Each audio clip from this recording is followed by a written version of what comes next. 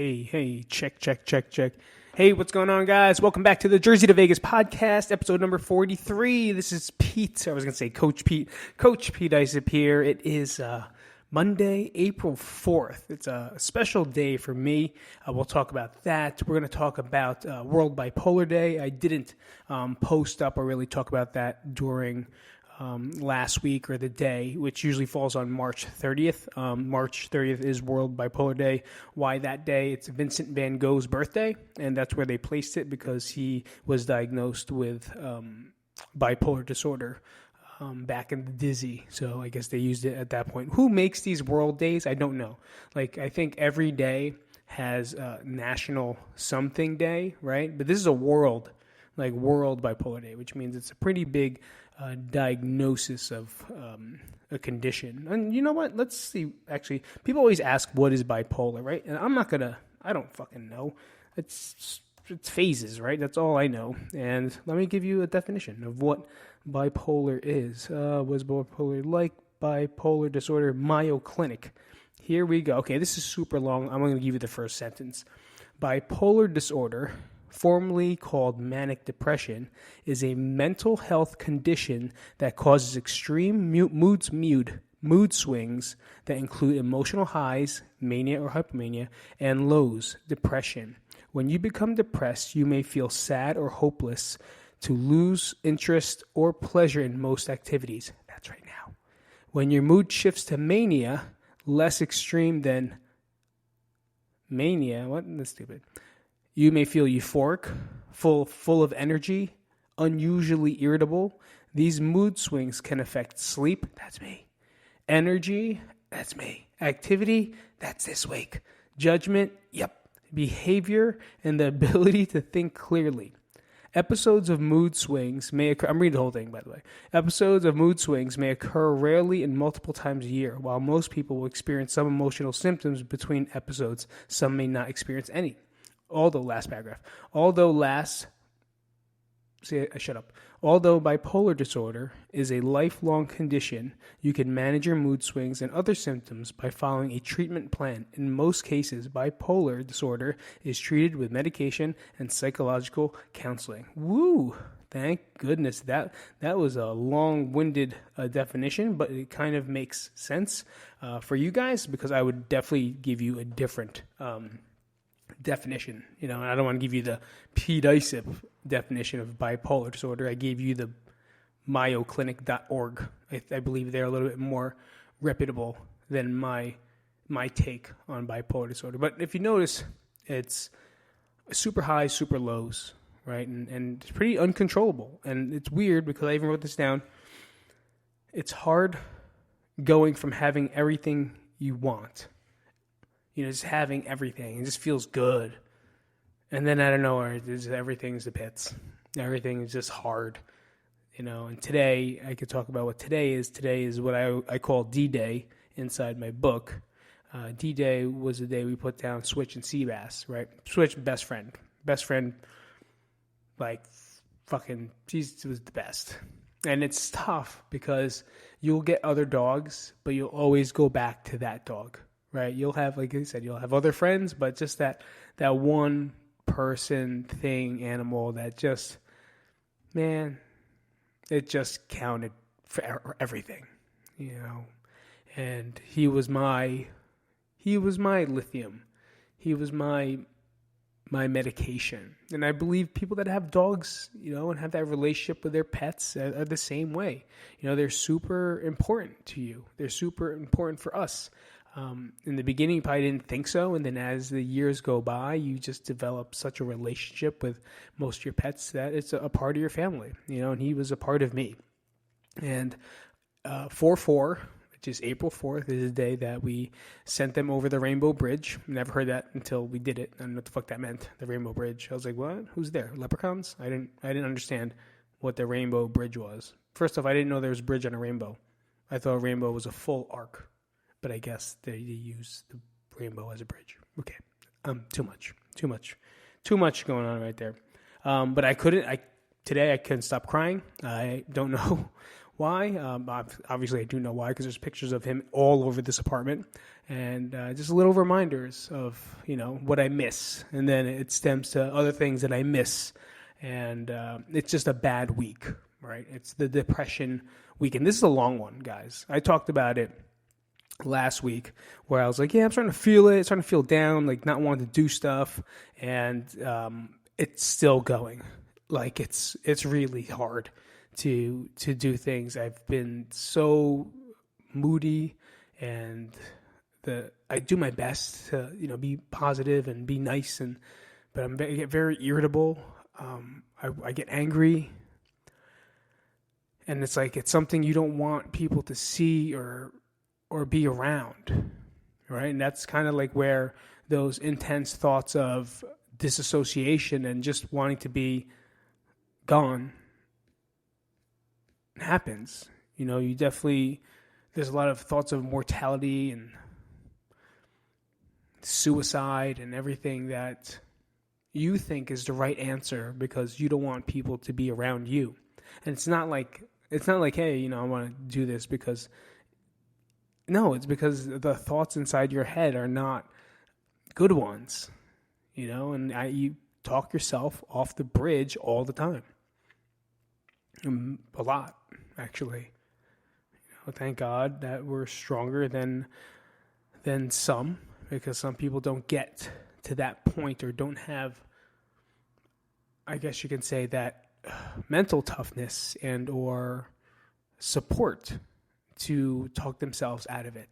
Because it's easy when you're in that mania, like you can talk yourself into everything.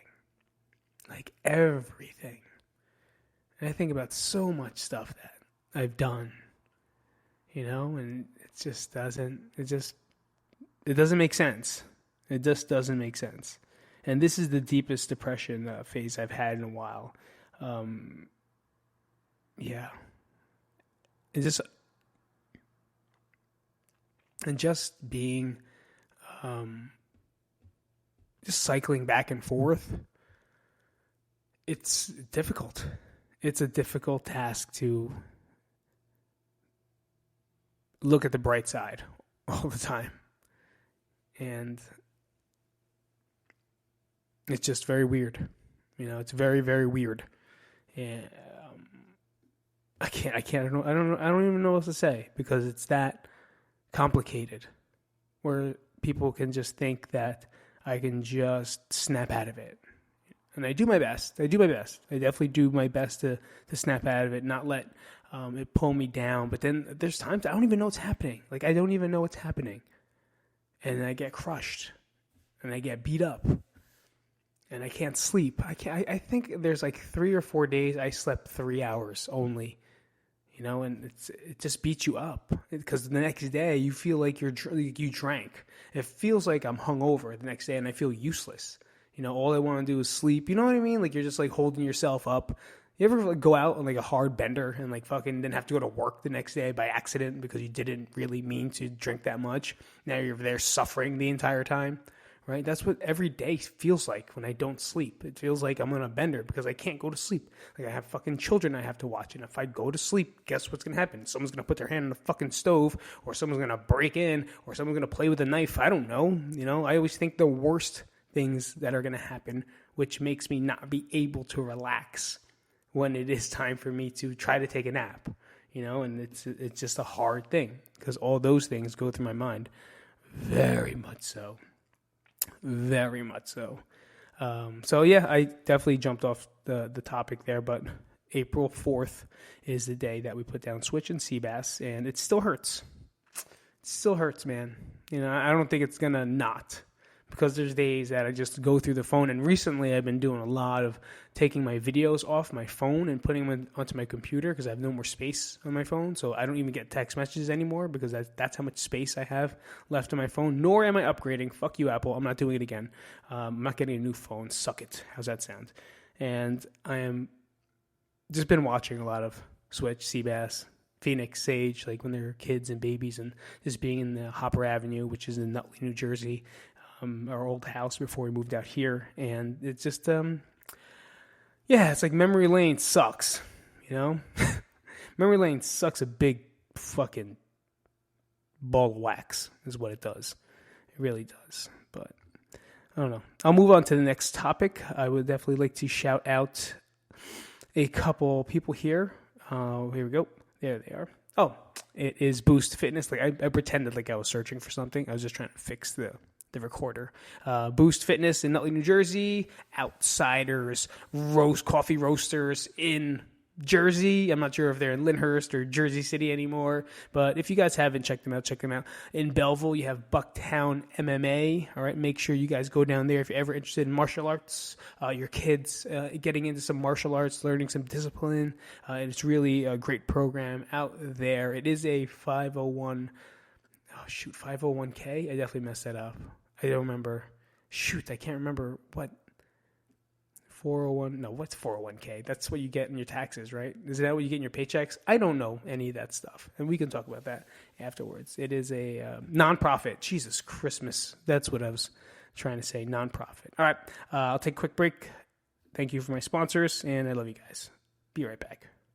Well, thanks for coming back, guys. I appreciate it. If you haven't signed off already, do me a favor, and if you guys haven't yet, definitely review and rate this podcast. I think you can do it just by scrolling on your Spotify and just maybe give me a 5-star if you can. It definitely helps the podcast move along, just like anything else. Guys, it's all algorithm. I'm not doing it because I fucking want to say that, right? But I need your help. At the end of the day, your votes count. I'm Dove from New Jersey. Hey, yous are the listeners. You're the listeners, and I would love to see your feedback. Just like the book. If you got the book, go on Amazon, fucking put a 5-star review, obviously. You want to put 4.5, go ahead. And then after that, write something that you liked about it, because it definitely helps the algorithm. And the more the algorithm gets hit, the more people get helped. And that's kind of the way I'll take it, because the one girl said this, like the more, I was like, I didn't make this book to make money. I said that. She's like, yeah, but the more books you sell, the more people you'll help. I was like, you're right. You're actually 100% correct. So it's the same thing. And if no one rates and reviews, that's just the way this place works now. And people don't see it, So if you can, take a second and do that for me if you can. What is bipolar? We did that. What does it do? What does bipolar do?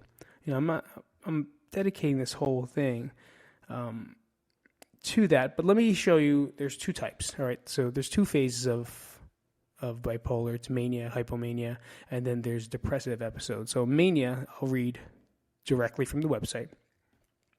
Mania and hypomania are 2 distinct types of episodes, but they have the same symptoms. Mania is more severe than hypomania and causes more noticeable problems at work, school, social activities, and relationship difficulties. Mania may also trigger a break from reality, psychosis, and require hospitalization.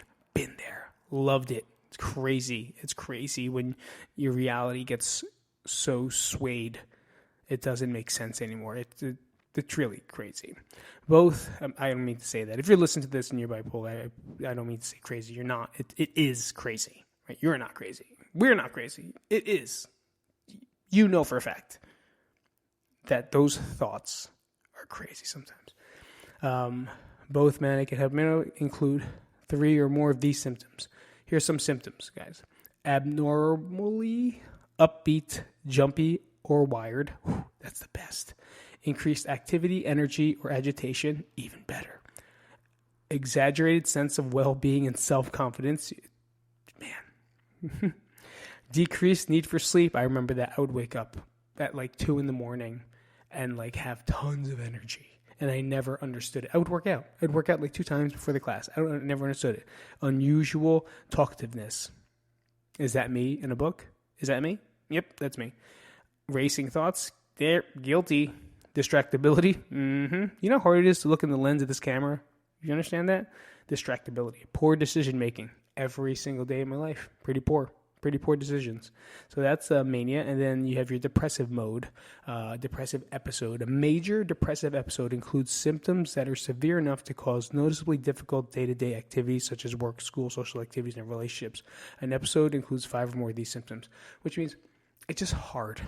Guys, when you're depressed, it doesn't mean like you're just wailing and crying and in the bathroom with the lights off, right? It can be normal, except you trying to do day-to-day activities is very, very difficult, and just trying to brush your teeth, wake up, get out of bed, make breakfast for the family. Like, you don't want to do anything, depressed mood such as feeling of sad, empty, hopelessness, or tearful. I was crying all fucking morning. Marked loss of interest or feeling of no pleasure at all, almost all activities. I did not want to go to jiu-jitsu today. I did not want to do a podcast. I did not want to get up. I did not. I did not want to dress my kids for school. I did not want to drive Phoenix. I almost called him out of school today. That's how bad it is. I almost called my son in sick because I didn't want to drive him to school. That's how much I did not want to do stuff. Insomnia or sleeping too much. Restlessness or slowed behavior. Restlessness for sure. Fatigue, loss of energy. I got nothing. Feeling of worthlessness, excessive, inappropriate guilt. That is every day. Want to hear this one again? Feeling of worthlessness or excessive or inappropriate guilt. That is mine every time because I feel that I should be doing more, right? But I don't want to. And then that's when the guilt punishes me because I want to be better. I want to do stuff, but I literally fucking have trouble doing it. And then I feel like a piece of shit when I decide that maybe I don't need to today. So all the other feelings step in, Decreased ability to think or concentrate. Think about planning or attempting suicide. We've all been there, haven't we? Maybe not all of us, but I have been there, done that. Signs, symptoms, bipolar 1, 2. That's it. Those are kind of the way it breaks down. So at least you see some symptoms of what you'll see in a person like that. Now, can you diagnose someone by yourself? No. I always thought, and I have it, right? And I always thought being bipolar was just someone that was fucking like, what's wrong with you? One day you're cool, one day you're not. That's literally how I thought it was. All right. I had a friend who was having trouble, and you can tell she was in a hard state of depression.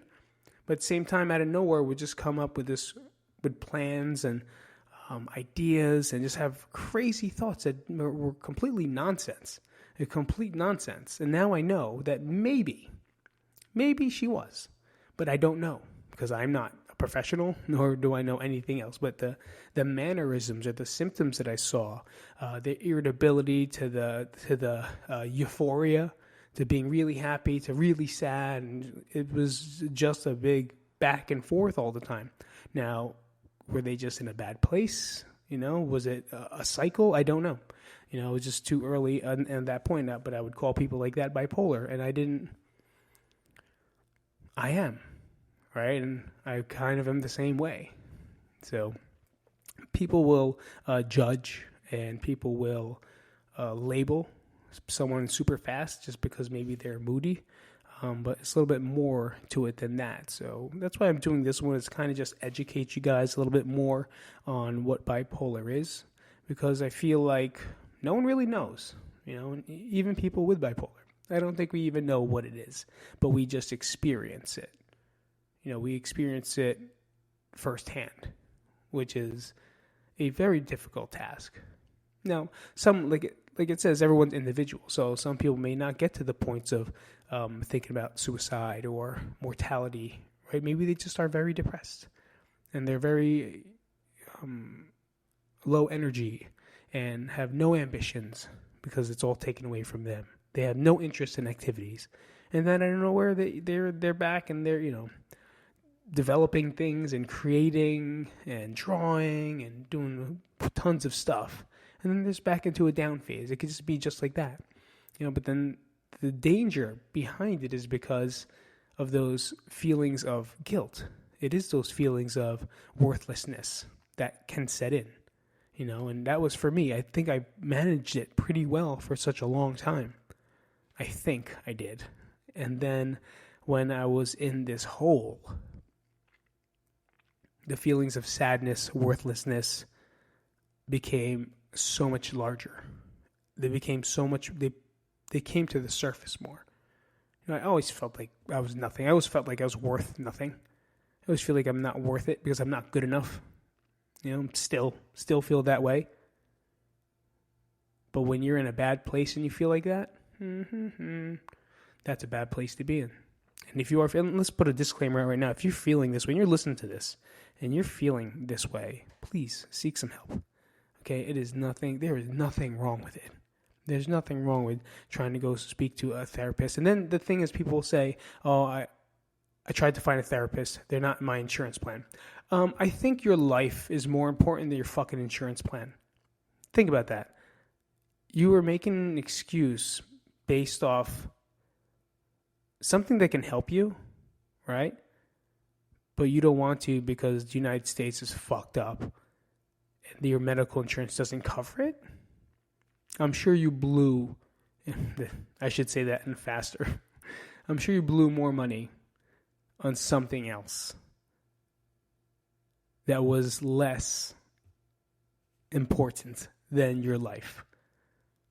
So if you are on this fence and you are there and you haven't seen a therapist, not even if you're bipolar, but if you're just in a down thing or very confused or irritated, well then the time is now, regardless of what it is. I paid, and I didn't have the money, but I didn't care because regardless of what the insurance had, I had to go see someone, and it didn't matter. And I ended up paying out of my pocket. That's fucking what I did, and I'm still here. So thank God for that. All right, take quick. I'm going to take a quick break. Hey, we're back. Some cures and remedies for this, right? Cure, I don't know if there is one. I think you just have to learn how to manage it better, right? So through medication and, like it said, through psychotherapy or meeting with I don't want to say counselor, a therapist will help. It'll help you understand how your mind works, how your body works with it, what to do and cope in the times when it gets hard or the times when you're really down. And like I talked about last week, I believe last week was about the medication. The medication just regulates the mania, those feelings of euphoria, the feelings of invincibility. It controls that part, but it doesn't stop the depression. And that really sucks. It does suck. And it doesn't stop the anxiety. And that's why we learned in DBT, dialectic behavioral therapy, DBT. It's different than CBT. CBT is what some other therapists do. It's cognitive behavioral therapy. This one is dialectic behavioral therapy, where we learned a lot of ways to cope with triggers, and we learn how to cope with our emotions, and we learn how to cope in different situations, understanding where our levels are at. So if I'm like on a low level, I have like different exercise that I can use if I fucking want to, right? Here's the thing about it. Let me talk about something. And then you have medium, and then you have like high level, and I talk about it like in the early episodes of this podcast. What I would do in high level was like tip, right? Because it was like the breaking point. I didn't know what else to do, so I have to like put cold water and beat the shit out of something and then strangle someone and just breathe heavy and then repeat until you feel a little bit better. But there's different things like smelling a candle, counting things that you can see and hear and smell. But the thing is, it's hard to just do that. And you want to do it, or you have to do it. Instead, we watch the levels rise, right? And this is personally speaking. Okay, some people may be really good at seeing what they would call their SUD scores. I don't know what SUD stands for, but that's like a thermometer, right? The 0 to 100. You kind of rate where you are with your emotions, your energy, your anger, whatever emotion is you have in that state. And when I'm at like a low level and I kind of could feel it coming, I ignore it a lot. Like I just ignore it. And then by the time I'm done ignoring it, I'm fucking in the middle somewhere. And then when you're in the middle, that all depends on how I feel. And if I don't take care of it and start coping and using my skills that I learned, it blows up to the top.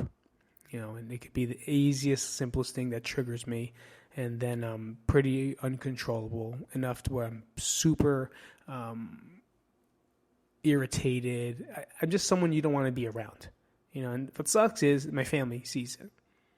That's the sucky part. No one out there sees it. Because if you see me out there at a high level, I'm fucking working out. I'm running. I'm taking a walk. I'm doing something, right, where I look like I'm just meditating. No. I'm losing my fucking mind. Right? And the people that see it the most are the ones that I love the most. And that hurts. And that's why I go to therapy.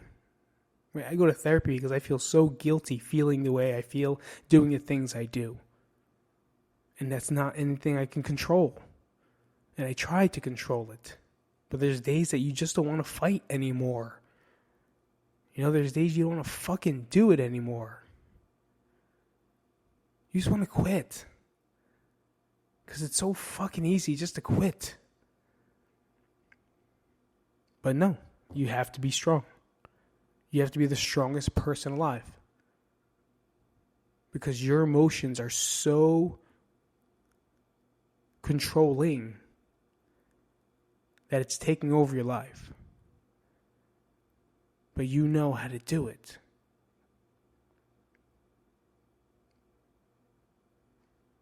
And you have to decide if it's worth it.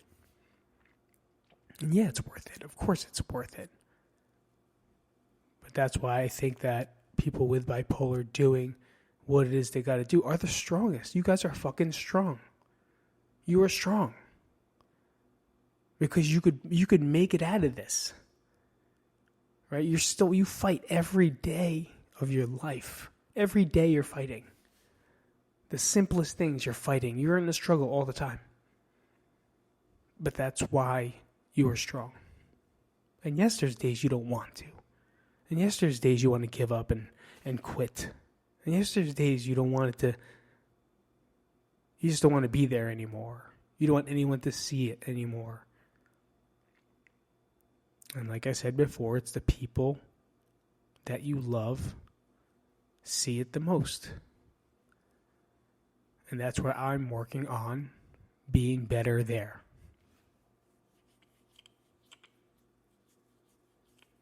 Understanding where I'm wrong, understanding where I'm right, even those are judgments. Just trying to be better. And trying to live a different life pattern than I normally have been. This is hard, guys. This is fucking hard. I wish people understood how hard it is to be here right now in my head. You think it's so fucking easy. And this is me judging people right now. This is me completely, someone talking shit about me and I want to punch them in the face. So I'm just blaming you right now, but it's not. Because people don't understand. And I believe that's what these world days and these world months, these specialties are trying to create awareness that this is a hard time for people. Especially when they're in a hole. It's hard. It's difficult. It's difficult, for sure. I feel like on other days, I feel great. I feel good. I'm glad I'm doing jiu-jitsu. I really love it, I love that I'm with my family. I miss you guys, and I say it all the time. But when I'm down, it's fucking hard to want to fight. It's hard to want to stay alive, honestly. But I've been saying that for many, many years, guys. So don't feel alarmed. Please don't get alarmed with that, because I've had this feeling for many, many, many, many, many years. And at least now I know how to control most of it. And still working to be better. Cool? So I'm going to end it off there. I don't even know if people listen anymore, but I don't really care. if you do or don't, because I will just continue to make this, to educate, to be with you, to hang out with you guys. And I do appreciate it if you are still listening. I do appreciate you guys if you did hang out till the end. So I want to say thank you so much to every single person that just hits play and listens to it for a little bit, maybe at their desk, or listens to it when they're working out, or maybe when they're just sitting down cooking. I'm not sure, but I want to say thank you from the bottom fucking piece of my heart for just listening and paying a little bit of attention to what it is that we're trying to do here. All right, so thank you guys for everything that you guys have done. And without you guys, we'd have nothing. So I will see you guys in the next episode. I hope to be out of this depression by that point, and it'll be a little bit funner. But hopefully you learned something about the condition today, and that was the point of this week's podcast. So I'll see you guys later. It's Pete from the Jersey to Vegas podcast, episode number 43. Thank you guys so much for coming out. Peace out. Thanks for listening. If you enjoyed this episode and you'd like to help support the podcast, please share it with others, post about it on social media, or leave a rating and review. To catch all the latest from Pete, you can follow him on Instagram at Pete Isip. Thanks again, and see you next week. Bye-bye.